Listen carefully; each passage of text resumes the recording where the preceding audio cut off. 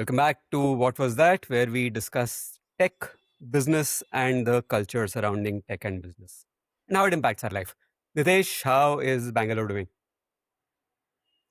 Bangalore is doing well. Uh, since you asked a small bit of news that is not so nice, they are planning to make an underground road under Lal Bagh, and apparently work is about to begin imminently. So they're Doesn't going that kill to, trees? it's going to Doesn't hive that off, break? most likely, yeah, it's going to hive off a chunk of Lal Bagh, a few acres, if I read correctly. Ouch. And I actually live pretty close to Lal Bagh, and I go running there almost every morning. So I skipped today because apparently the chief minister and deputy chief minister were there as part of a public outreach to convince people why this is a necessary sacrifice. You should have been there, being convinced. See, I that's don't why you're think, not convinced, right? Because you weren't there. You yeah, missed it, and so you are not convinced. Cause and effect.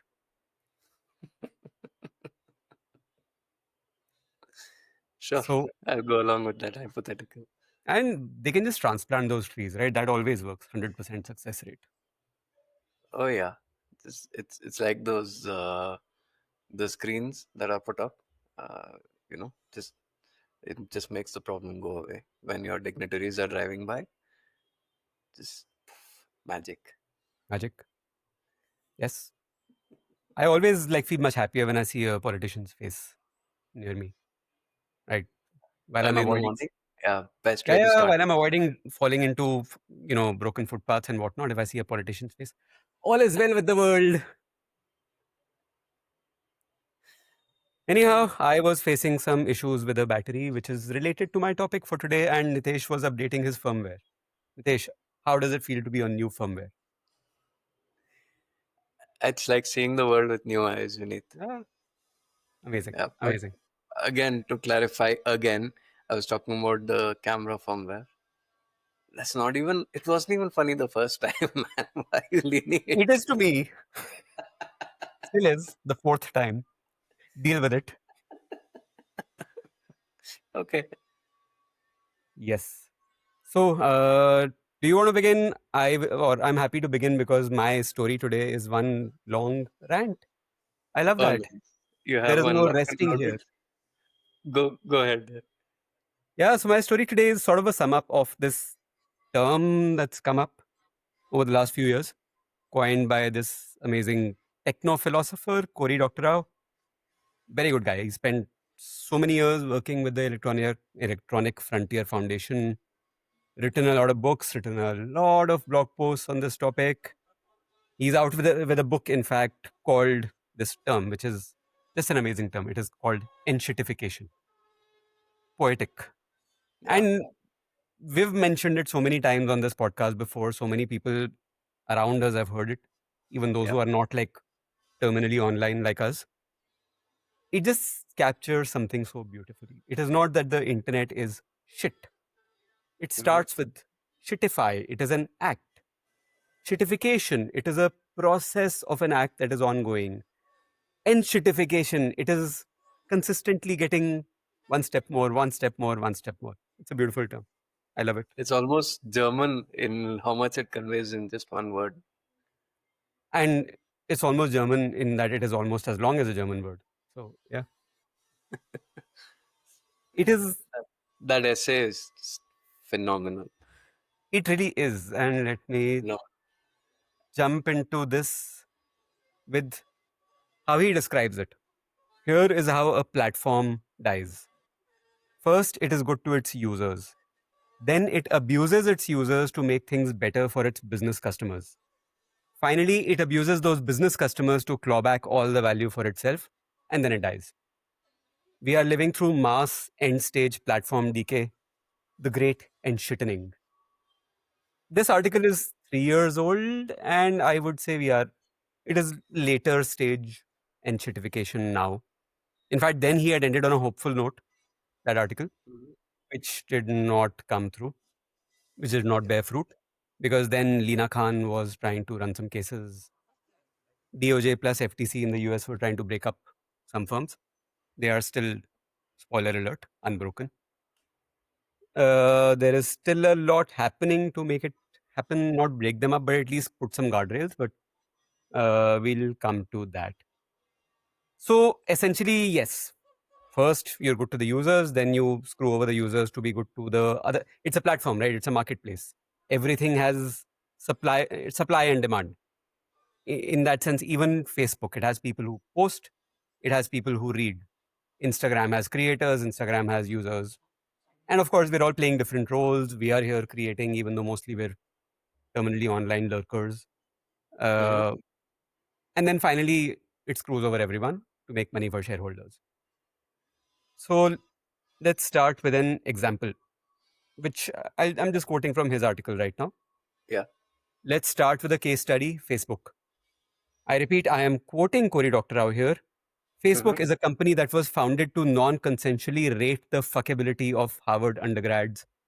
And it only got worse after that.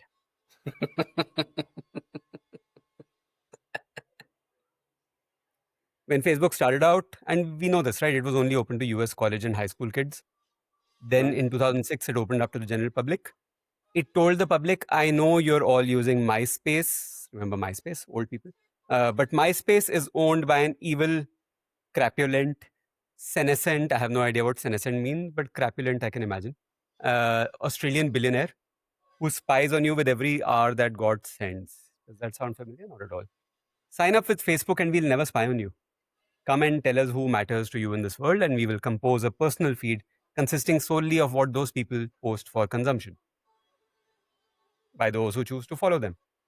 Sounds nice, no? That was stage one. Facebook had a surplus, its investors' cash, and it allocated that surplus to end users. These end users proceeded to lock themselves into FB, and there is this whole thing about network effects, which is like the more people are on a platform, the more reason other people have to join that, and the more reason those people have to stick around. It improves the network improves as more people sign up. Right. In theory, you could have left, but in practice, there is the collective action problem, which is a huge part of all these things, which is a huge part of what allows enshittification to happen. Is that any platform where there are many people, right, performing different roles, you need a mass push to get people off of that platform. There have been 2 or 3 times over the last few years, I remember, where people were like, "Dude, let's just all move to Signal." Never happened, because how do you get everyone off WhatsApp to move to Signal? It just won't happen. Which is Yeah. also relevant today, as there are calls to move to another network, I was just gonna say, yeah. eh, which is, I'm fairly convinced it's doomed to fail for that, if nothing else, for that reason alone, because there is no strong enough pull to get everyone over there away from WhatsApp. Aratai is what it. Aratai, how do you pronounce that? Is that how you pronounce it? I would I've like to only know. ever read the term. I Yeah, haven't watched same. any interviews, so I don't know. And I'm guessing most of the people trying to sign up for it are hardly the people who are like, let us be culturally very, very correct and use the correct pronunciation. No, it is all like Swadeshi. Anyhow, uh, let's come back. So then they Facebook got all the users on board, Hmm. right? Then it went to the publishers and advertisers. Remember when we told you that? Okay, let's talk about advertisers first. Remember when we told people that we won't spy on them? We lied. We spy on them. We collect all kinds of information about them. We provide all kinds of demographic targeting, and we will give you access to that surveillance data. We will not. This is, I don't know what to make of it. Good for privacy, bad for privacy, terrible for everyone but Mark Zuckerberg. I can't see if I am trying to advertise on Facebook for my startup. I don't have Hmm. access to people's information. I just have to trust that Google is allowing me, okay, 20 to 30-year-olds in this city. A Google has demographic. access to that, Yeah. right? Right. Demographically. I don't, it's not like I can download databases, Hmm. right? Unless I am Cambridge Analytica. Well, that's another, never mind. That's another 5 hours in there. So I told What is that? advertisers What, we'll get. encyclopedia or something? Sorry. Sounds like an encyclopedia. Cambridge Analytica was this consulting firm where a Uh-huh. whistleblower showed how so much Facebook is collecting so much data. And there are Facebook groups and there's ways for people to get access to that on the back end. Yeah. Very long story in itself. So Mm. let's save that for another day. Join some light election tampering and, you know, this the usual. What's par for the course now? Pretty much. Allow me to interrupt. Yeah. Did you personally go through the Facebook Enshittification? When did you get on the platform? Do you remember? Very early. Pretty much, I think 2006 itself when it became open. Oh, okay. Mine would have been around 2008, I want to say. 8, Facebook 9 was maybe. amazing. I have I used to love Facebook. I used to spend so much time on it. I used to keep doing my shit posting there, which I do on LinkedIn these days. Facebook was my original shit posting era. I used to derive so much joy from it. I used to love being in touch with people. Like, you meet some fun people at a party, you add them on Mhm. Facebook, suddenly you're connected without really being intrusive and having to like call them, right? This is the calling era. Right. Facebook was amazing. True story. I went to Everest Base Camp on a fully sponsored trip because of my Facebook, whatever, right? Yeah, Tell more. lots of. That sounds awesome. I was shit posting away on Facebook, and there was this Columbia Everest Base Camp competition that I found out about because a friend had gone there the previous year with them. Mm-hmm. So she Mm-hmm. had posted, oh, by the way, it's happening again. And I had seen her photos from that thing on Facebook itself. So then I applied, and then they spoke to me and they sort of said they liked my profile. And right, so they figured ki I'll be a good person to have along. It was just a motley group of some trekkers, some fun people. Colombia did this annual trip. Just Mm-hmm. fantastic trip, fantastic experience. And obviously, I'm not being paid now to say this, but I went on a sponsored trip. So good people. And I that entirely I can pin that back to my Facebook presence because that Awesome. guy he saw right. This is a fun guy who's like probably Yeah. good to have around in the group. Awesome. And was there any expectation of you posting about the uh, experience itself, or was that a given that, of course, you're It going was to talk about no, this? the expectation was just a couple of posts and very limited and not like, Colombia is amazing, buy Colombia stuff. Nothing. Mm-hmm. It was just post about the trek a couple of times. Very light touch, nothing. And that too was again, it wasn't really given in contract or whatever. It was just they're putting together a group Right. and it's goodwill for them anyhow. So yeah, I never at any point felt pressured to say anything, do anything. I was wondering why But but Vineet, you were an OG influencer. I was an OG influencer in the Facebook era. Exactly. Hence OG. My God, why don't you have the YouTube gold button yet? Why aren't you doing thumkas on Instagram, man? What is wrong uh, with you? yeah, I'll do like is text popping up here, guys? Is there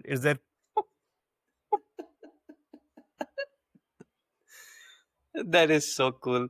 Uh, yeah, my only use of Facebook was to see friends that I already knew what they were doing online, and it was yeah, mostly shit posting. I was a little younger uh, than you were, so it wasn't even like, and quite a bit of an introvert, which I still am. But I never thought of it as a way to reach new people. It was more of a new place for my existing friends and myself to express. Remember statuses, Facebook status. yeah. So that was where it all happened. And oh my God, so many emo quotes.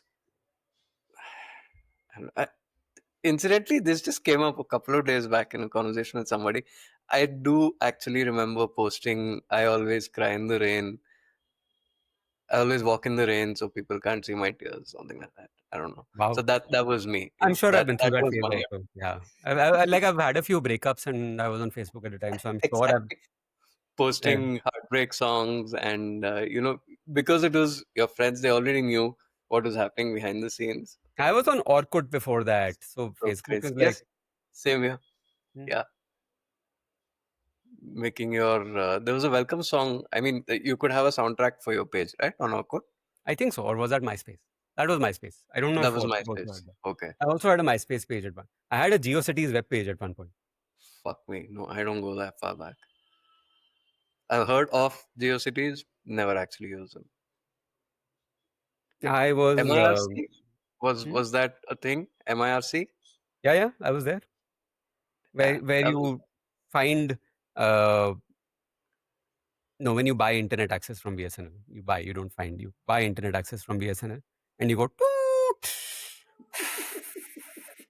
and then you log on to MIRC and you do the whole ASL thing. Yeah, I was yeah. there. And in hindsight, surprisingly little bad stuff happened on MIRC, right? In hindsight, I am surprised by how little of it was sexual. I know you led with ASL, but it, Hmm. it was mostly the virtual equivalent of fumbling with a 16-year-old while you were also 16, to clarify. Yes, thank you for clarifying that.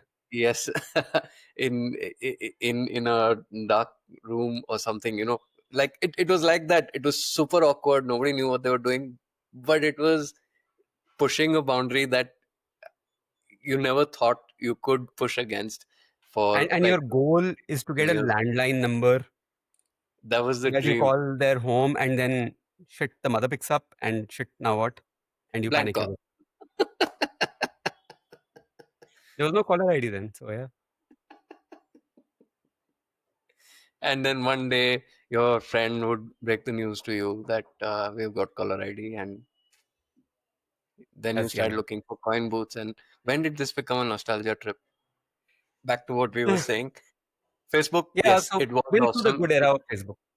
It actually found an unfulfilled need and filled it perfectly.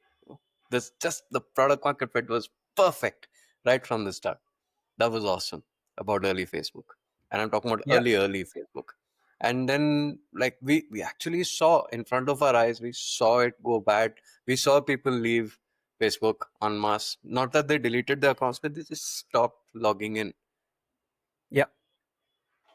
Right. It's like there was the publisher era, right? Mm-hmm. Yeah. Where Facebook tried to become the news platform of the world. Uh, and they sort of yanked the rug out from under these publishers, right? They told everyone, oh, why don't you just post your stories like Wall Street Journal, Mint, Yeah. everyone, create your page, post your stories, get a fan following here. So publishers Mhm. were advertising their Facebook page to get people onto Facebook. Facebook. Yeah. Amazing, amazing, right? And Yeah. then Facebook yanked the rug out from under them by just saying, oh, you have 100,000 followers on Facebook, your page. Mhm. Organically, you can only reach 5% of them. Why don't you pay us to reach all of them Yeah. and pay us a lot? Then there was that whole pivot to video thing, which is ironic for me to talk about. I run a video production startup, right? But Mhm. in 2012, 13, they were telling people that, look, people are moving towards watching more videos. So why don't you make more video? Those numbers were completely falsified. There was the whole clickbait era was born from Facebook, right? The BuzzFeeds, the Scoop Whoops, the 10 things that you need to know about your boyfriend. Number 7 will shock you, right? And those quizzes, what kind of baby goat are you? The Farmvilles, Farmville, the yeah, Mafia, what was that? Mafia Wars? so many of them, so many of them. So, which was all like so much of the internet, the gamified internet is born from Facebook, right? So much of what Robinhood is now, the gamification of everything, you can trace its roots back to people on Facebook. Uh, But yes, so that the coming back to the enshittification part is the users get shafted at the end because it's you don't see your friends posts anymore. Like now, Instagram is a relevant example now. My feed is hardly my friends. I see sponsored post, suggested post. Every month I have to go and turn off suggested posts for 30 days. Mhm. Uh, some random creator, I don't know why, is there. Friend, sponsored post, friend, random creator, suggested post, everything. Facebook is full of AI slop now. Thankfully, not in India as much as it is in the US. But still, Facebook, I can't even turn off suggested posts. That is actually what pushed me over the edge. And like I was so much on Facebook and just stopped going because suggested posts. I have no idea what my friends are up to, which is why I joined in the first place, right? Then it went to, then it screwed over the publishers. It was great for the publishers in the beginning. Here is a platform where everyone already is. Mhm. Eventually, yanked the rug out. You can't reach those people without paying us. It screwed over the advertisers because it's one big blind mess, algorithmic mess. Or the algorithm is deciding whose ad gets featured. Just pay us more and your ad will get featured. Blame the algorithm for everything. And who's the guy is creating the algorithm? Facebook. So, yeah, perfect case study of everyone getting shafted except Facebook itself. And here's another quote from the article itself. When any of these groups squawked, FB just repeated the lesson they'd learned in the Darth Vader MBA. I have altered the deal. Pray I don't alter it any further. Seriously, such a good article. It's so coherent. It's full of pop culture references. It shows a like it introduces you to a concept, fleshes it out perfectly, and ends exactly when it should. It doesn't overstay its welcome. It's just perfect. It's a Yeah. masterclass in non-fiction writing for And how perfect it is. the only knock I have about that article 3 years later is that it was funnily enough too hopeful. Which you're saying with the benefit of hindsight, but at the time, yeah, it still felt like, yeah, it was written in more hopeful times. Let's Yeah. just say that. So I won't hold it against And Gold. honestly, it's like one bit of an aside. Maybe this is how they all just kill themselves, right? Nobody goes to Facebook anymore. TikTok is now owned by Larry Ellison, and we know what all that means and related again, like we discussed, which I chopped off because it felt unrelated. Is that Barry Weiss is now the consulting editor of CBS News. Everything is converging towards one groupthink that these are the opinions you are allowed to have. Everything else will be chopped off. Google AI is deleting references to or not answering queries for Trump and dementia. Right. So this is how now again there are no competing It's social the media algorithm, platforms bro. anymore. It's the It's the algorithm. algorithm, There's no right? Yeah, rules yeah. there. There's no bias. There's Yeah, no bias. It's yeah. neutral. Right. So considering there are no new social media companies that can pop up Hmm. because it's very tough to generate those network effects now, Yeah. competing with these multi billionaires, maybe this is how it all just dies. Maybe Facebook is a great example. The only people now on Facebook are the 80-year-olds Don't be so tough on 80-year-olds. What other platforms can you think of that have made this journey before our eyes? that have made this enshittification journey. Yeah, I can see Instagram going through it in real time. of course. Everything Yeah, is an what ad. else? What else? What platforms were we on? We were on Facebook, then we were on Instagram. WhatsApp is talking about introducing ads and statuses. So they're on their way there. I'm hoping they do it. Maybe Uh, that's what will get people to go to Signal then finally. would you put YouTube in that bucket? Yeah, still better, but getting there. Because Right. my default page is not my subscriptions page. My default page is algorithm recommendations. Yeah. Right. Which YouTube is once upon better a than time, Insta. YouTube is better than Insta for creators because at least it pays the creators. Insta pays nothing. So Instagram creators, let's say you've got millions or whatever, and you're doing this as a proper, I won't say career, but you're putting a lot of professional effort into it. Mm-hmm. You are effectively not an influencer. You're not a creator. You are a marketer because you need brand tie-ins to make any money at all. Instagram is not paying you. Mm-hmm. Instagram is deriving so much from your presence there, but it's not paying you. So yeah, any sponsors out there? We got like at least 800 views on Instagram last week. I have to say, YouTube's algorithm in the beginning, the suggestions that it would throw up were bizarre. Okay, because the algorithm really didn't work. And then there was a sweet spot when it showed you videos that you would never have stumbled upon by yourself, but which were perfect, which it knew you will love. There was Yeah. a time when I would actually look forward to what YouTube might throw my way today, because of these last 5 videos that I watched. Oh, I have never, until I finally succumbed to your influencing and went for YouTube Premium, I never logged in while using YouTube. It was always in incognito mode. I know that's not enough, but it still wasn't like that there was a locked profile of, hey, I, Nitesh, I'm accessing YouTube and give me my feed. But I would still randomly watch 3 or 4 videos, and then from the fifth video onwards, it was just perfect in incognito mode as well. Yeah.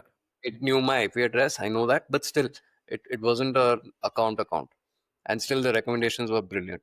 And then you could see, even now, despite being logged in, I have to routinely clean up my YouTube feed like once a week because all the Like we've trash that discussed was this there. before. If I randomly open YouTube in the wrong browser and it Mhm. just shows me what India is Oh, watching, oh God, that is poison. Okay, I'm not even it's going poison. to talk about that. Yeah, that's poison. Uh, Along these lines, another example that probably I'm more familiar with that and is not an obvious example that comes to mind, Amazon. I have been a seller on Amazon for nearly a decade now, and my God, both as a user and as a seller, I have seen it just achieve a peak and just drive off it. Amazon, I have a full case study coming up. Straight There's down. so much data on it. So much data on it. Amazon is completely enshittified Yeah. for everyone. And as a seller, it's just terrible. They're trying to squeeze out, the exactly what the article says. They're trying to squeeze out every last drop of value that is created by the platform and extract it for themselves. Like, when I started selling on Amazon, there was just one thing you had to focus on, which was your product needs to have reviews, a lot of them, and they need to be good. That's it. If you were able to just get past that, then you'd never had to worry about or even think about the platform itself. You just had to focus on optimizing your listings, getting better images, and what new products you could bring in. Yeah. It was perfect, like utopia level perfect, because it sidestepped so many of the problems of launching a new brand in India has. Like, how do But you then, but convince but retailers actually, of let's the let's product? map that journey, right? Let's map that enshittification journey because Amazon, when it came in, was great to buyers and great to sellers. You're Yeah, talking from the seller perspective. For buyers, it was amazing. I can see reviews right there. but Uh, even in the beginning, it was not amazing to buyers at the cost of sellers yeah, exactly. It was amazing to buyers and sellers at the and cost sellers. of its Exactly. investors. Yeah, Amazing customer service, easy returns, yeah. right? And the fact that you see genuine reviews written by people, and you can Hmm. tell. Like I read reviews for everything. Even if I have to buy a toothbrush on Amazon, I will read like 20 reviews for that. I have a Kida, right? But you could tell that these were genuine reviews back Yeah, then, yeah. not like game to hell. Now everything, all the reviews are also GPT written. It's all game to hell. But yeah, it was great to buyers and sellers. Hmm. Then it started, so they followed a slightly different pattern. They started being shitty to the sellers first, I think, Yeah. before they became shitty to buyers. Now it's just both shitty to buyers and sellers. As a buyer, I see random ass brands. I want to buy cables, funny names. Q words is the first USB cable, right? Some random names for anything. AI Yeah. reviews and an AI summary of those AI reviews. Amazon recommended shit all the time. It has gamed sellers in many worse ways than it's gamed buyers. Let's count the ways. One, platform fees, commissions, right? So Yeah. this cousin, his wife used to run an HR company. And when they approached Amazon, they wanted like some 40% plus. Yeah. 40%, that's more than modern bazaar charges. Crazy. That's more than organized modern premium retail rate. Yeah.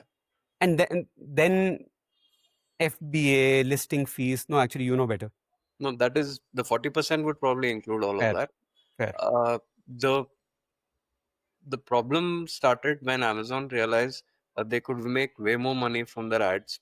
Oh God, here we go.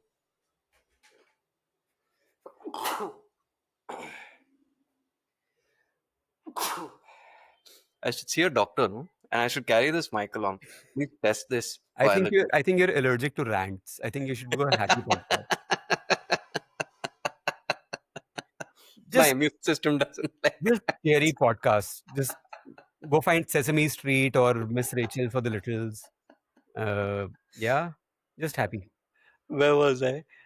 Yeah, when Amazon realized that it could make way more money from advertising because they didn't have to do the messy part of shipping products and storing products and moving them around. Advertising is pure profit, right? Once that started, like I have seen people seek me out because I've been a seller for a very long time and say, here's a product in an unrelated category that we're planning to launch. And despite my trying to talk them out of it, they've gone on to launch. And the metrics are simple. If you launch a brand, if you, Vineet, launch a new brand of camera bags today, for example, I can confidently tell you that it's going to be a year and a half of you selling below cost, advertising with margins you don't have, just building your listing page to have enough reviews for it to be credible. And maybe in a year and a half or 2 years, maybe if you survive for that long and you're still around, maybe you might start breaking even in 18 to 24 months. And as And a buyer, that really hurts me also because the only people then I see up there are people who have either burnt that money and now trying to recover it, so therefore prices are higher, all the or they products figured are out how to worse. game the system. Yeah, all the products are worse. Hmm? So I've seen in many categories, including the one I sell in, I have seen the a speed run to commoditification Yeah. of products. I've seen a speed run. There's no innovation happening. Okay, the premise in the beginning was if you want to sell in a particular category on Amazon, like camera bags, take that example. You look at the products that are already listing, go to their reviews, find a common complaint that people have, develop a new product that addresses that problem. That's it. And the system was so perfect that this actually worked. Like multiple people have cracked this multiple times and made like $1 million brands off of just this simple thing. Here's a category, here's a common complaint that Amazon reviews tend to throw up. I'm going to solve that, and that's all I have to do. But now that doesn't even figure. Like you could have the best iPhone case in the world, and it won't matter. You're not going to get Amazon visibility. It's not going to happen. That's it. Phone cases, incidentally, one of the most competitive categories. Yeah. You cannot break in. You could set up your own factory. You could make the cheapest, most innovative, best phone cases. It's not going to reach the customer unless you're willing to do that burn for 2 years. Which these are small brands. They're not VC backed. They can't do that. They can't follow that model. But the numbers are mind-boggling. Oh, another thing, when a seller gets that first boost, because selling on Amazon is like drinking from a fire hose. Okay, like you're used to such small numbers, and then you get on this platform, or you're already on this platform, and then suddenly one day the algorithm decides to bless you for whatever reason, and the numbers are so eye popping that you're just racing to catch up with the top line, and nobody actually goes through the line items of the charges and what Amazon is paying you. In most Because cases, it's people, obfuscated. yeah, it's deliberately obfuscated. Okay. And this is, by the way, this is true on both sides. So, for example, here I'll bring in Flipkart. On the buyer side, there Uh-huh. is that promise, protect, payment, whatever fee. There is Yeah. a platform fee. There is a uh, COTC, packaging fee. everything, cash on Exactly, delivery. right. Yeah. There's 3, 4 fees. And again, we see this pattern on Swiggy and Instamart, Swiggy and In Zomato fact, I also. think this time they pioneered it. Like The the quick advert, commerce has fair, pioneered this fair. shitty It's a practice. desi Yeah. homegrown enshittification dark pattern. But Yeah. also, like even Zomato's and Swiggy's revenues from advertising are growing because same thing. Hmm. So platforms extracting all they can. And so a year or two after blistering sales growth, the seller realizes he hasn't earned anything. He's probably lost money and done capex to because you're growing sales like 3-4 times a month for 6 months. So obviously your capex has to kick in somewhere, right? You need capacity. If you're importing, then you're going to put in larger and larger orders. If you're manufacturing, you're going to want larger machines or more people, actually moving the products. And then Amazon knows right where you are in that cycle, and right at the precise moment, it'll pull the rug on you. I've seen this story a dozen times at least.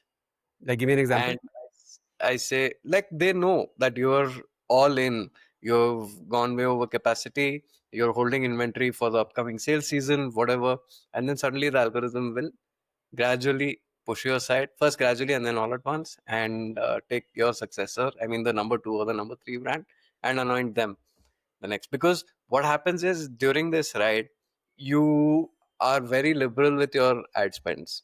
You're very Yeah. liberal with the deductions because you're riding a rocket. Huh? So you don't tend to look carefully. And the moment you start looking carefully, when things slow down a little bit, that's when Amazon realizes, okay, we need to move on to the next victim. And they are victims, whether they see themselves like that or not.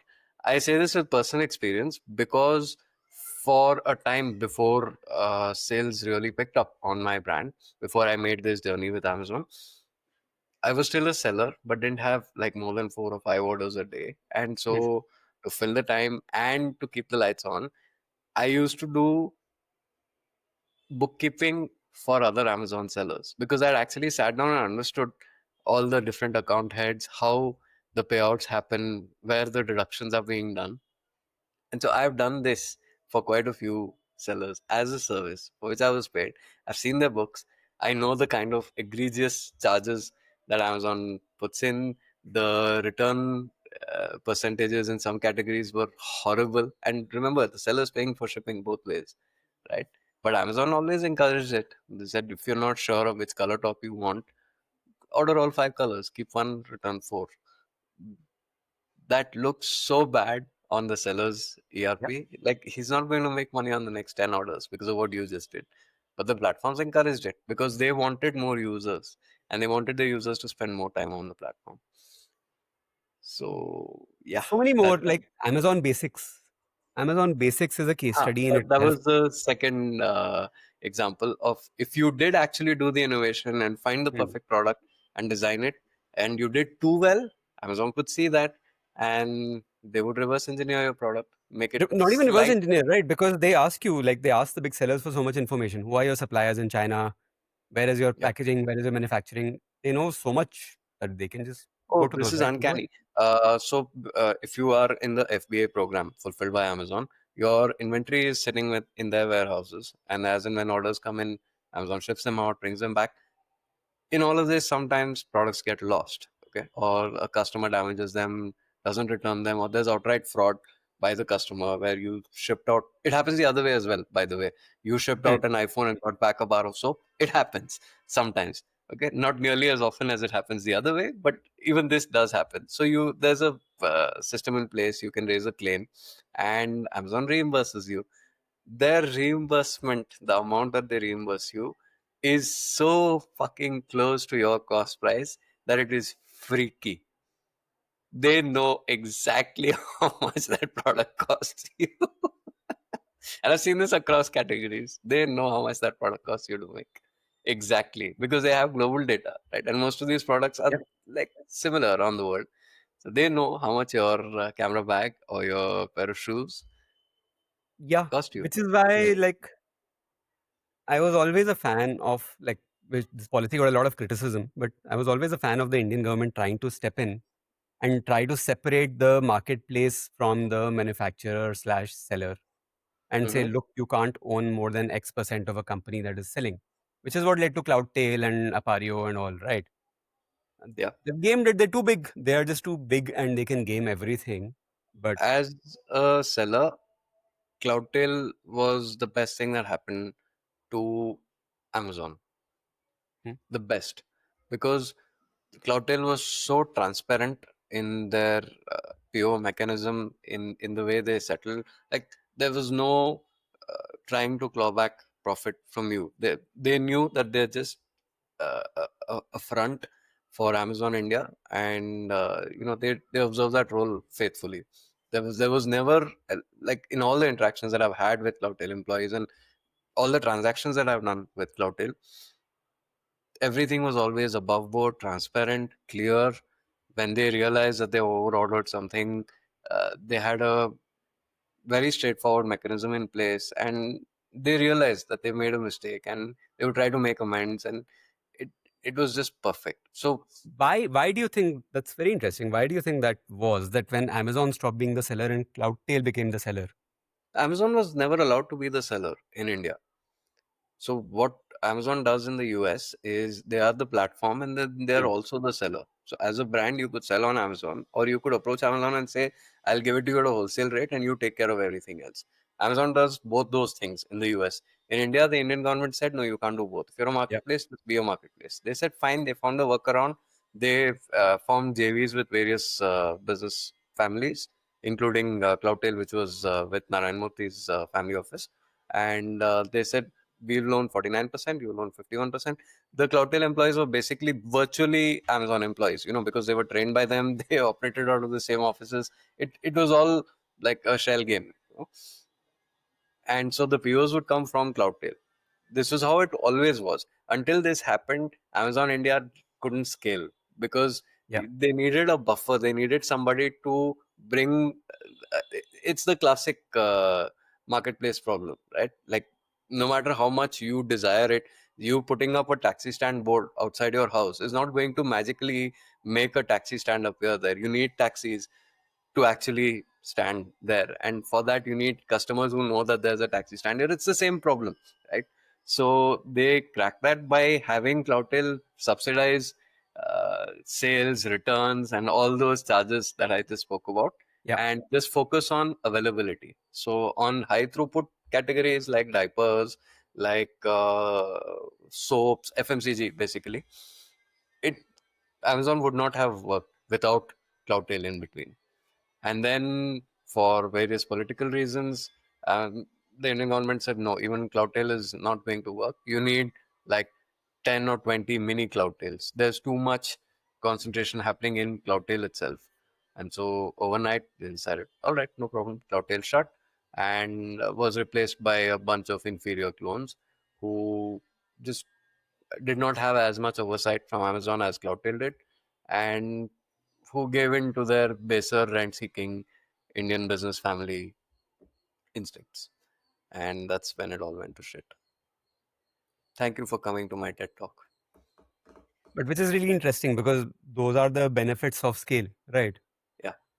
And there are on the other side 20,000 cons of scale that you have to work with multiple sellers or rather one seller, the benefits are clear. Hmm. That is the sad thing. How do you actually, like everyone is getting into the private labels game, right? Yeah. I do think it was necessary to stop that. Otherwise, eventually, Big Basket will only be selling Big Basket rice and Big Basket sugar.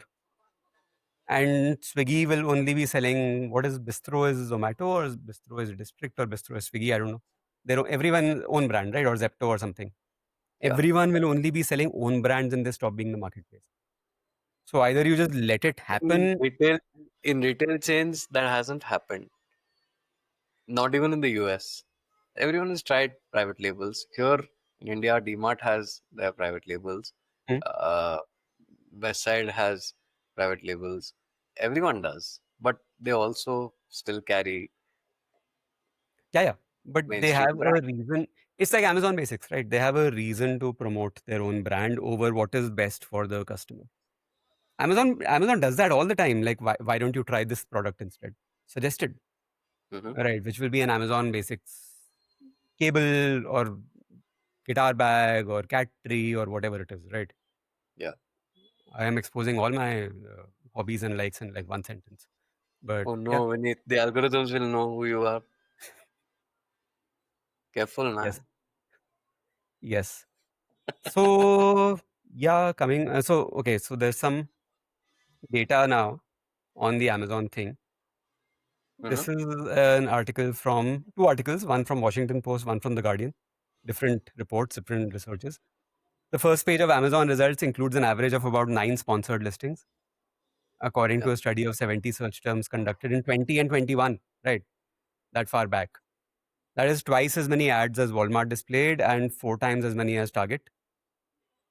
Uh, Even as recently as 2015, Amazon's results pages were filled with actual results. Yeah. But then 2017-18, things started really changing. So this is an interesting one, which also has other parallels. But are Amazon's ads really always relevant? In some cases, we would argue they're actually deceptive. First, Amazon lets advertisers do what's called brand conquesting. Off brands can pay to advertise under a major brand's name. When Yeah. I search for a KitchenAid, and KitchenAid being a brand mixer, my first screen of results is brands called Coupet and Cuckoo. Right. Yeah. This has so many parallels. So if I search for an app on Google Play, Same if I thing. search for, which is sorry to the iPhone Janta, that is the App Store, right?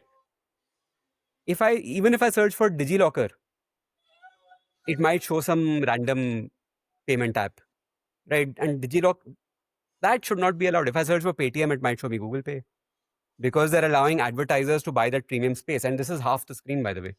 So on my mobile, my search term first result, half the screen is an ad. Below that is the actual result. And it's disguised as a tiny little ad thing. This can lead to scams. There's no human, whatever, checking and deciding, okay, look, DigiLocker being a secure document app, M-Aadhaar being a secure document app, maybe we should not allow third parties to advertise here. No checks. Competitors can buy out spaces, which is anti-competitive, right? You are forcing me. If I am searching for Make My Trip, I would never search for Make My Trip. But if I'm searching for Make My Trip and you're allowing Clear Trip is owned by Make My Trip. So who's the competitor? Booking.com to advertise there. Uh-huh. Effectively, you are forcing me, Make My Trip, to pay to get that organic result, to get my own name up for a user who is searching for my brand. I have to pay to get him there. All right. So many other parallels across Zomato, Swiggy, whatever. If I search for Narudas on Zomato, it might show me nice. Hmm. This kind of thing. Vinith, now the algorithm allows me as a seller to do something further. You can be on my competitor's product page. On the page, you've already clicked on their brand, gone Hmm. to the product page, and I can have a what is called a sniper ad, which is a small ad of my product while you're looking at a competitor's product. And all this encourages these companies to be selling their own products, right? Because their own inventory is like ad inventory is free. So Yeah. the most video ads I get on LinkedIn are for LinkedIn videos. Hmm. There was this period where if some like I bid for the keyword video production company, right? And then, corporate videos in Delhi, blah, blah, blah, all that stuff. Hmm. Very often for a large period of time, like 6, 8 months, my ad was being supplanted or the top of page result would be Gemini AI videos. Even though Yeah. it can't go and shoot a corporate profile video in Delhi, right? But Yet. it's free Yeah. for them. Another long story, right? Won't. I might sound cocky, but won't. Yeah. Uh, yeah, but it's free inventory for them. And some Hmm. business, obviously, it will supplant from like I am spending so much money, but it's free for them. This shit Yeah. should be anti-competitive, but because the US has let these giants to become so big, Hmm. there is like antitrust is, let's see what happens. So lots of data also to show that their seller fees are increasing, their advertising revenue is increasing, even as sales are stagnant or whatnot. Their percentage of the take is data from all over the world. Enshittification. And buyers are getting a raw deal. Like I have to now search through 2 pages of results to see what is actually a good product Yeah. and not junk. Back to the article, Mm. since you mentioned the book is coming out, I'm curious, uh, will the book expand on the article or bring it up to date, add more examples? I haven't Is read there it yet. enough? I will read it. Is I there think enough to make a book? it's really funny. So I was seeing one interview of his, and he's like, "Unfortunately, I am." So the host was asking him, like Adam Conover, funny guy, who talks a Hmm. lot about unions and stuff, right? He was asking him like, so many people just want to do that, coin a word that becomes popular. You've got Yeah. that. He's like, unfortunately, I can't. I'm shitty at this thing that I won't take it further. I won't be like enshittification and chicken soup for the teenage soul, right? 10 ways to de-enshittify your Go life. Like, right, go on full a grifter on it. Yeah. yeah. But yeah, one book I think makes sense. There's enough to write a book around it. Having said that, like we've discussed, right? So many books, like you were talking about Breakneck, that this book could have been a blog post, right? The And it would have been a great blog post instead of just an average book, which which is is what I. actually I read the other one that you linked or somebody else had linked, the review of Breakneck, which was a Oh, fantastic article. so Even good. so So good. good. I enjoyed reading that more than the book itself. This is the literary version of this meeting could have been an email, right? This book could have been a blog post. So let's see. There was also this book, right? Bullshit Jobs, which started out as a fantastic blog post, Hmm. then became a book which was sort of middling, just extended, right? So I'll give up on the Amazon example now. Uh, but one thing I'd like to now add on is now these companies, like all these companies, have started out doing psyops, started out doing, shit that would be considered illegal today, right? Hmm. Apple started out, I think, same article, different article. They were examples, or I read them somewhere else. Now I can't remember. Apple started out creating software that paralleled, like started out neighbored early on, creating software that paralleled what Windows was offering. Airbnb famously was ripping off and recreating Craigslist listings. Yeah. Uh, Facebook started out by giving people a way to, you know, export their. They created a bot that would allow people to export their MySpace friend list to come onto Facebook. Now Hmm. that these companies are big, now that they are the empire, the Darth Vaders, now all this stuff is illegal, and they have lobbied to make it illegal. So now, like, pull the ladder out from, which is also a very common industrial level stuff, corporate level stuff we see these days. But yeah, And so they're that's pulling the rug out. just a human instinct. No? You see it with immigrants all the time. It's a Except human. NRIs. NRIs are the best. NRIs are amazing. Oh yeah, yeah. You You're guys the rock. exception. But everybody else, Yeah. yeah. So yeah, but it's shit. We can do better. Can you Where I think of a platform that hasn't gone to shit? I've been thinking this whole time. I can think of maybe one example, but even there, I know you'll push back on it. uh, I can already see Blue Sky doing it and shitifying. Yeah. Not yet, but very early stages. You can see just No. going by Is what there a their platform that videos are. hasn't done it? Give me an example. You tell. Gmail? It's Gmail, okay. okay, fair. I would say it doesn't really count because it's part of a broader ecosystem. Like Gmail hasn't, so Google hasn't shitified, right? It is using that, it is scraping your data, your Gmail data, anonymizing it, sure, but using it to drive search results for you. So it is absolutely making lots of money. Hmm. But yeah, as a standalone product, sure. Maybe see standalone products like even Outlook, but Microsoft is massively enshittified overall. Yeah. Would you say the same for Google Maps? It has gotten better. Better. It is much worse now than it was 5, 7 years ago. just from a Uh, UI UX perspective. okay. Yes. But Hmm. in terms of features, I would say these are not platforms. hmm, They are part of a larger corporation which has yeah. platform plays, and this data is feeding back into that. But Google My Business, Enshittification is still happening. It's just happening in other places. by these same companies. Yeah. But standalone Google Maps, so Google My Business is linked to Google Maps, right? As a seller, Google My Hmm. Business is a terrible experience for me. Yeah. Absolutely terrible. Uh, as a user, we've discussed those. Like I went on a mini rant about those pop-ups that I keep seeing. I don't know what my search results will bring up anymore. Those search results are enshittified. They are at the ad space, right? So Yeah. yeah, there also you can see mini enshittification happening on Google Maps. Hmm. Effectively, one way to look at it is that every technology's ultimate goal is to sell you ads. And this, like I was seeing on Twitter yesterday, from the GFF thing, the uh, Global FinTech Fest in Bombay. I'm not up to speed.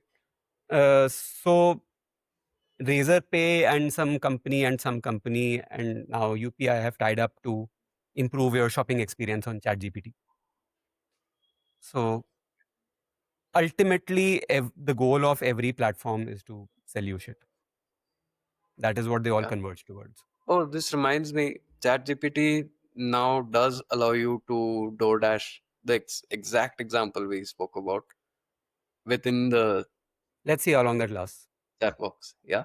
Let's see how long that lasts and how long I before feel DoorDash pulls the rug. so good about uh, foreshadowing a feature a few weeks before it came out. Few weeks, few months. My Hmm? God, I'm a pioneer. I should start a cult. Do it, you'll make a lot more money. Bhagwan, Bhagwan, are do it. No, but I still stand by what I said because you go into the logic of it. Hmm. For every other, like DoorDash is a massively enshittified platform. Massively, right? They're not just Yeah. going to give all of that up and become a utility. They will not. So I am still absolutely convinced that this won't last. But Everyone this is is a jumping on the AI bandwagon. They don't want to be left behind, sure, but it won't last. oh, beautiful. That if we are done, that leads straight into my story perfectly. Shall we? Yeah, let's do that. I have a whole section on how AI is already like speed running in certification, but I think let's leave that for another day. Yeah. Let's jump. Uh, my story, I wouldn't really call it a story, is more of an update on various stories that we have done in past episodes. First and foremost, just a quick update. WeWork India's IPO went through, which was the first story that we did in our first episode, if memory serves. Yeah, I When you think were, did we do that in Bangalore or did we do yes, that even before that it was in Bangalore. in Bangalore? So that's the first episode that we actually have up on the channel. That I think that one is up on my channel because we didn't have a channel for that one just yet. Acha. Okay. Hmm. Cool. So, anyways, WeWork India's IPO finally went through. Opened about flattish, but SEBI doesn't allow us to talk about stock prices. So I'm not going to talk about that. Just an update. The Yep. IPO actually happened about 6 months after we discussed. Uh, Second, the Tata Sons drama is still going What? on. The Shapoorji Pallonji group, which holds like nearly a 20% stake in Tata Sons, is pushing for an IPO, even though the incumbents, the Tata side, the Tata camp, they said, we'll allow you a partial exit, which they were against all this time. They said either you leave or you find some other way to repay your debts. Shapoorji Pallonji has a big debt payment coming up in December, so they have a clock ticking on them and they really need to resolve this before that. Things have gotten so bad that both camps were summoned to Delhi and had a meeting with the finance minister and the home minister and were basically told, get your shit together, guys, by the finance minister and the home minister. Wow. I don't want to be in that meeting. I will be. No, I won't say what I wanted to say, Yeah, but amazing. I will be constantly looking back, looking over my shoulder. No, I saw So that that headline and I'm like, Nitesh will have thoughts on this story. It's incredible. But then what are you going to do, right? In the space of one recording, I've gone from hating on politicians to empathizing with them, because Tata Sons, like I've said before, so much of India's GDP flows through their balance sheet that they don't have a Too big to fail. choice. Too This big to is fail. like the definition of too big to fail. So to have a minor financial crisis be triggered by a boardroom battle is not good for anybody, not good for the national balance sheet. So Yeah, but there are ways, like, again, there is so much money with all these people, both sides. There are that's the ways to problem. settle this, split it up, sort it out. You will all come out better. Like, and see, so here is another thing about antitrust and enshittification and consolidation, right? Is that there are so many case studies also, and so many Mhm. people just saying, look, break them up and you will be better off. Even as a shareholder, you will be better off because the rent seeking and the value you are blocking by just keeping everything together is losing you money. Break it up and you will be better off by having a part of something much larger. Let them Larger. compete. Yeah. So again, specific. Go capitalist again. Actually follow capitalist norms. Yeah. Won't happen. No, no, no. It doesn't work that way. Capitalism is for the strugglers. Once you've made it, then you go full tilt into socialism. Socialism That's the for me, playbook. capitalism for thee. Yeah, that's the playbook, man. Get up to speed. How will you join my cult if you don't imbibe these basic principles? I think you should rename yourself to Howard Rourke. Or no. You want to go full Fucking John guy. Galt or who was the guy? Who was the guy? Not John Galt, but the first boyfriend. Who was the other guy? The businessman. Hank Roden. Yes, go Hank Riddle. Because it won't be too obvious. Like, John Galt is too obvious, right? You want to at least look like you've read the book and you're not 17. It's wild, no? It's wild what how small that window is when your underdeveloped Yep. brain just feels like you've stumbled upon the gospel, the word of And God in see, Ayn Rand. wow, it was like, oh my God, why has no one told me this before? At 17, I have discovered the secret to the world. By 19, I was like, oh God, that was maybe not so. And I don't know how her books keep finding new 70-year-olds somehow. It's amazing. There is, But by the anyway, way, I don't know if, sorry, I'm interjecting, but there is this new trend slash meme slash whatever on Twitter that why is shit so bad? Because everyone's 12. No, I don't want people of different, whatever, that make me uncomfortable around me. Why? That's because you're 12, bro. You yeah, know, we should all have all the foods we want to have without having any negative consequence. Why? Because you're 12, bro. So everything is, everything has to be summed up in one sentence. Every philosophy, there can be no nuance. Why? Because you're 12, bro. literal. Yeah. So Atlas Shrugged works because No you're 12, nuance, no long term thinking, no empathy, just because you're 12, bro. I'm right. Yeah. Okay. Fair enough. Back to what I was Yeah. saying. Specifically, TCS results also came out last week. Again, we can't discuss them in much detail and what they did to the stock price, etc. But I will say that the general narrative is still true. They did a massive restructuring, got rid of quite a lot of people, which was in the headlines. This is why we discussed it in the first place. The trend continues. However, like most public companies were reeling from being on the wrong side of the AI trade, TCS has also thrown in their hat and said, no, no, we are also an AI company. We are going to build these massive data centers over the next 5 to 7 years. We're going to invest a few $1 billion, and therefore, stop. Please consider us also an AI company and let us be on this bandwagon. So that was one of the announcements they make. Man, They that made. ties into the whole utility discussion also that we had.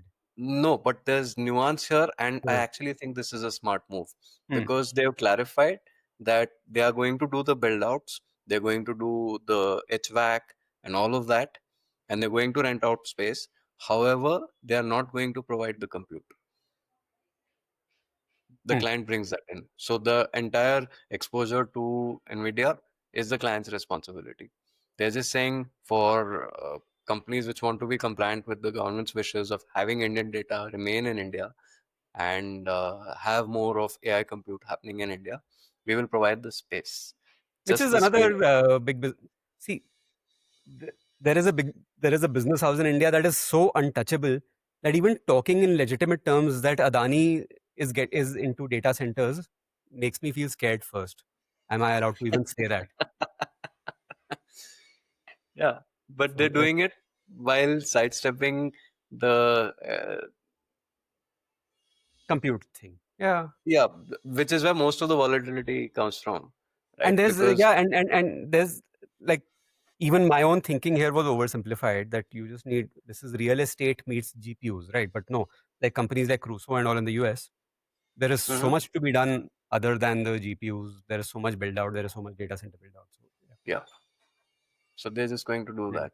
So in fact, when I picked this story, my thesis was going to be that perhaps the being on the wrong side of the AI trade for TCS has gone too far in one direction, and just the general market outlook, not investing advice. I'm sure all of us already hold at least some shares of TCS because it's in most large cap indexes.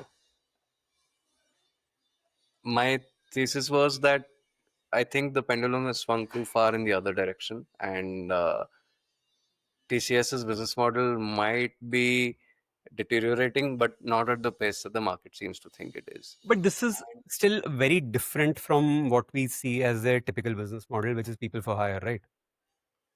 Yes, and in fact, before I stumbled upon the data center announcement, my thesis was that this is the perfect hedge against AI. Like if you believe, like Yeah. we have discussed so often, that the AI is a bubble, it's going to pop, and if you're not comfortable doing shorting, which isn't even allowed in India, by the way, or doing futures and options and trying to hedge your portfolio against the AI bubble popping and a repeat of the dot-com crash, then this might actually be a good hedge in theory, not investing advice, because it was seen as an anti-AI company or the wrong side of the AI trend company. Agreed. But It they sounds like a won't great hedge jump. because if AI takes off, great. They're going to need data centers. If AI doesn't take off, then at least the non GPU part of the data centers can still be used and the regular model comes back into play. That's And still they've interesting. announced they're going to do these build outs over the next 5 to 7 years. If AI is a bubble like we think it is, it's not going to sustain for 5 to 7 years. Hmm. So they've perfectly hedged their bets. So EA TCS, well done, smartly played. However, I'm still not done. We're going to keep doing flip flops on this. Tata Motors has had a very rough past month and a half. Production has been shut in all their factories, all the JLR factories, because of a ransomware attack. Wow. Guess who provided? Well, the hacker Why hai, not? bhai, hacker hai.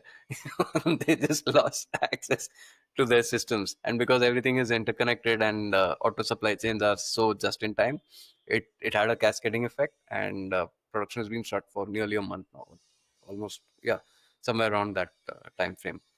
India Guess who globally. does? Uh, I think JLR globally. I don't know if Tata Motors Wow. India is affected. Yeah, Hmm. Sorry. Yeah. and it's been really bad for JLR. Guess who did the IT build out for Tata Motors? TCS. TCS. Yeah. So, like I said the last time, having these entities, one of the advantages that is touted is that there's so much business that they are generating.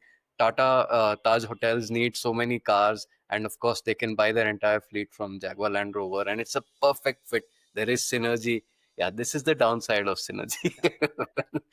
When you insource everything, this tends to happen because you don't go with the best. Like You I've don't seen have that a in the Coca. media space so much, right? Like media is run the advertising side of things is Uh, effectively run by 4 to 8 PE firms. like WPP, Madison, Group Right. M, Yeah. Dentsu. And I call them effectively PE firms is because they've acquired so many companies So over the many. years. Yeah. And they are told, right, you have to just stay in house, just get your video from here, get your advertising, whatever from here, Yeah. creative from here, out of home from here. There's no competition. And there is enough work from these clients that these companies don't need to evolve. They don't need to. Yeah. Exactly. Which probably happened here because, uh, at the very least, hypothetically, if Tata Motors had put out a global bid for their IT infrastructure, they would have got either better prices in theory or better service. Yeah.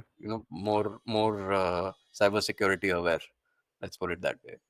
Or even if they hadn't, even if they had picked Infosys, say, to do the build out instead of TCS, because theirs was the better bid, more competitive, more comprehensive, whatever, there would at least be a penalty clause somewhere, Yeah. right? That if, despite everything you're promising us, if you fuck up and we can lay the blame at your door, then you will reimburse us. They wouldn't think to do that with a group company. Yeah, because penalty भी तो वहीं से आ रहा है मतलब. Yeah. So you're just moving money from one pocket to another. And that's bad for everybody. Do it, Tata Sons. If you don't want to do the IPO, start hiving off companies. Give Shapoorji Palonji the liquidity they need. Let these companies grow or die by themselves. Get out of the late 90s or the late 1900s mindset. Get out of there. It's a new world. And you remember, for the longest time, the Tata group was always called salt to software, that cringe term in every Yeah. news story. They've started calling it salt to semiconductor now because the TCS story is kind of wobbly at the moment and they're doing semiconductor manufacturing and that's the hottest thing. Yeah. You don't have to be that. You don't have So to be that effectively, they're just a everyone silicon is company, right? They're just a silicon company. One everyone third. is worse off because of it, including you. Break them up. I mean, It'll be fun. but, Even but doing that will take 20 years. This can be your legacy, Chandra. Come on, but do it. that's what, right? Like if you put those top management people aside from a minute and look from every other perspective, it makes sense to break up so many of these big companies. Yeah. But just it's those people at the top. And again, there is that sort of reductive thinking that capitalism invites, right? That these are the richest people in the world. So they must have done something right. So they know what they're doing. Right. And even now, like even if they were doing the best things possible then 10 years Uh-huh. ago, even now they because they're consolidating, they must be doing exactly the right things. They must know what they're doing. It is therefore the best thing for them to do, to be like And this. if you go back and read the boardroom battles that happened when Ratan Tata took charge, got rid of the old guard who were all JRD loyalists, Hmm. got rid of all of them, it was a schoolyard fight. They were actually behaving like 12-year-olds, like you just said. And even though the reporting is more dignified now, I'm sure that's exactly what's happening. That the seeds of this fight were probably sown because somebody bought a more expensive watch or a flashier car 10 years back. And that resentment is just festered and come to a head now.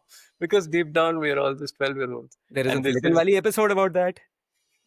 Of course, there is about those guys in the plane coming back from Japan, right? Uh-huh. And so basically, this is an episode where An the episode of what? Sorry? Silicon Valley, Silicon Valley, right?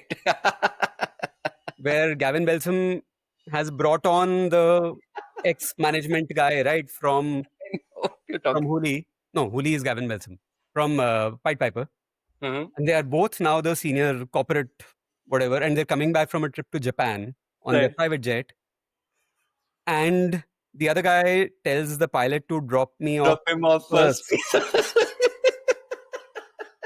And this guy is literally asking his assistant, find me what is the optimal route. And he's like, no, no, dropping you off first would save like 18 minutes or something.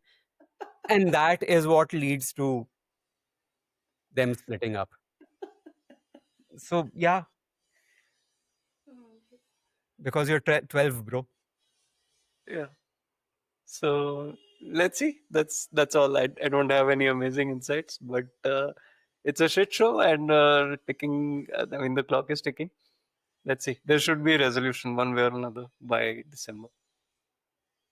Interesting times. By the way, last point I'll make on antitrust is that Google now does have to separate payment processing by next week. Finally, they lost their appeal. Well, the In appeal is still US, ongoing, but they lost the chance to get a stay on that order to separate payment processing in US courts, right? in US court. So by Okay. next week, and anyhow, the DMA is sitting on their head, the Digital Marketing Acts in Europe. So Uh-huh. in US itself, by next week, they need to allow developers to be able to use external billing platforms and not pay that 30% fee that Google charges. Oh, Let's see. nice. So yeah, I think that's that. Any more updates from your side? That's it. Yes. Awesome then. See you next week. Yeah. See you, See you Nitesh. Bye guys. bye. Bye bye.